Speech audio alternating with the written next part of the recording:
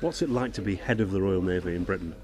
Well, it's an incredibly proud position to hold. I mean, one of the world's and countries' great institutions, probably no longer the biggest navy in the world, but probably the most well known. I mean, the Royal Navy. Do we still pack a punch as a country, despite our size? Yes, we do. I mean, I think I know because I do quite a lot of international work, dealing with other navies, dealing with international institutions. They always want the Royal Navy there.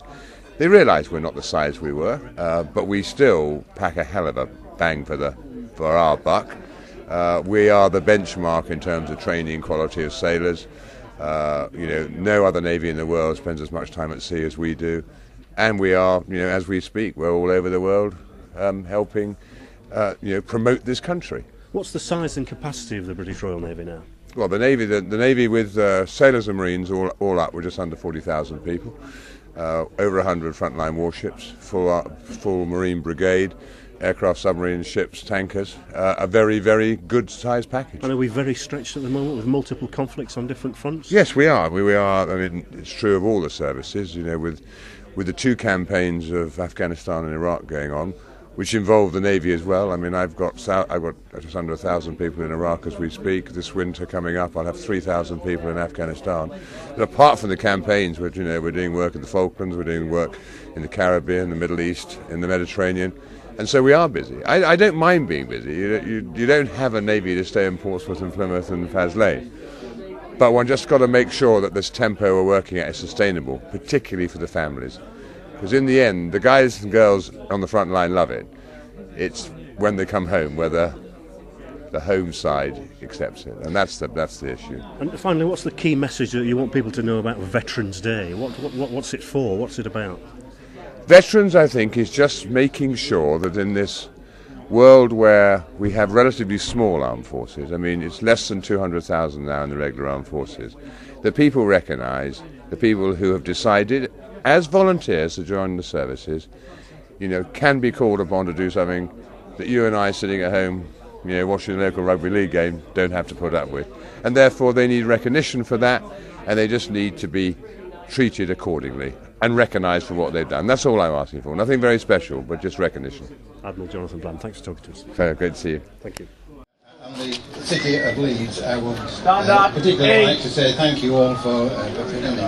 I would particularly like to say a great big thank you, and it is indeed a great honour to have the First Sea Lord here today, and also the captain of the ship, the HMS Ark Royal, and some of the crew. The First Sea Lord did mention that he would particularly congratulate the members of the Navy. I would particularly like to say thank you to the Royal Air Force and the Royal Air Force Band as an ex-RAF and myself. And it brings back happy memories of... just tell us a little bit about the Ark Royal, because it's not the iconic ship that we saw in the TV series a few years ago. It's another class of vessel, isn't it? Well, the modern Ark Royal is she's actually now 27 years old, so she's quite an old lady, but she's still a very fine ship and one of the Invincible class. Very capable platforms, able to conduct a lot of different types of operation using her different types of aircraft. Is there still a need for an aircraft carrier of this size and nature in the British Armed Forces? The tremendous capabilities of aircraft carriers is I think manifest in the way we can do so many different things, whether it's looking after humanitarian aid type operations all the way through to delivering a real punch if it's needed. Aircraft carriers are very much a huge requirement for the Royal Navy today. And what's it like for you to command such a vessel? It's like a floating city, Mike, isn't it? What sort of a job is it for you? It is a wonderful privilege to be the commanding officer of the fleet flagship and HMS Ark Royal, clearly with our very close affiliation with Leeds, and we very much appreciated all the support we always get when we operate, knowing that Leeds is behind us. And how many people serving? Because you have military personnel from a number of service areas on board Ark Royal, apart from the core crew.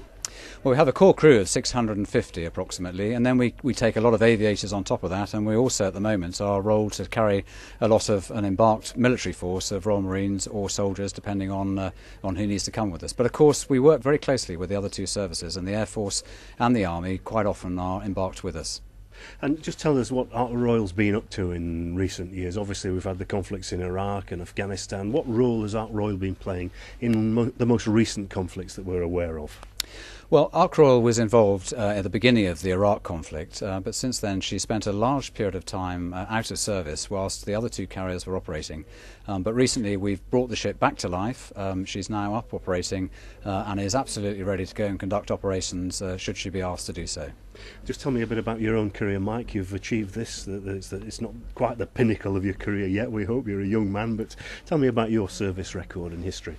Well, I spent a lot of my time at sea, in ships, and that's really where I thoroughly enjoy being. Being the captain of the fleet flagship is the biggest privilege ever in my naval career, and I think it probably is the best job in the Navy as far as I'm concerned. I think it's important that we look at what the Navy does. I thoroughly enjoy a life at sea, and I look forward to a few more years yet in the naval service. And where are you from originally, Mike? Well, I was born in Wales, a little known fact. I can't hear that at all. I can't hear a Welsh accent there at all. No, but my father was in the Navy, so I travelled around the world with him when I was young, joined the Navy when I was 17, and I've been based around the country since then. So I'm really from the south of England, but I love being up here near Leeds. We've talked to a lot of veterans about that transition between service personnel life and Civvy Street, and this Veterans Day is meant to sort of mark and highlight and promote and celebrate the contribution that veterans have made to UK life. How hard is it, or easy is it in your view, for veterans to make that transition back into Civvy Street?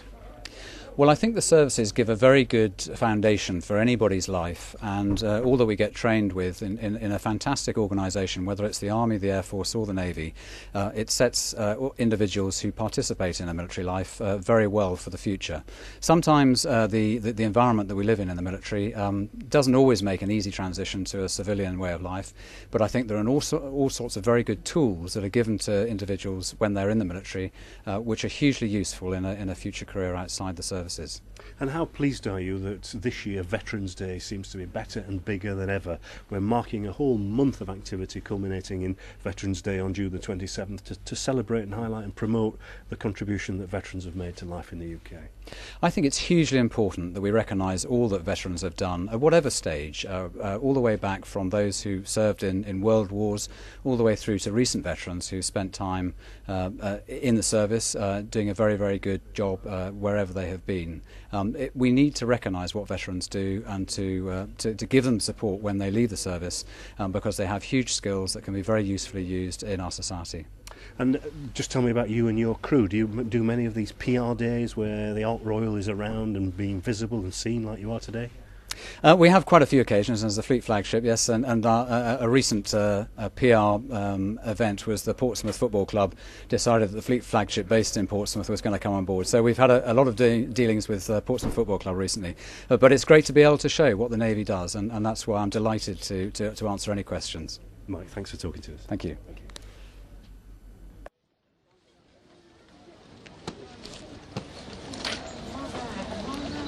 Presentation complete, sir. Permission to march the parade past. March the parade past. Aye, aye, sir.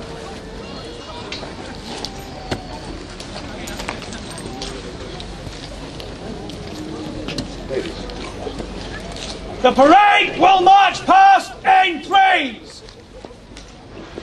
Parade platoon commanders, take post.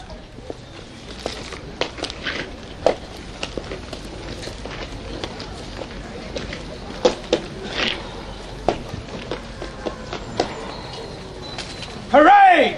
Move to the right in threes and file! Right hand! Parade! By the left! Quick march!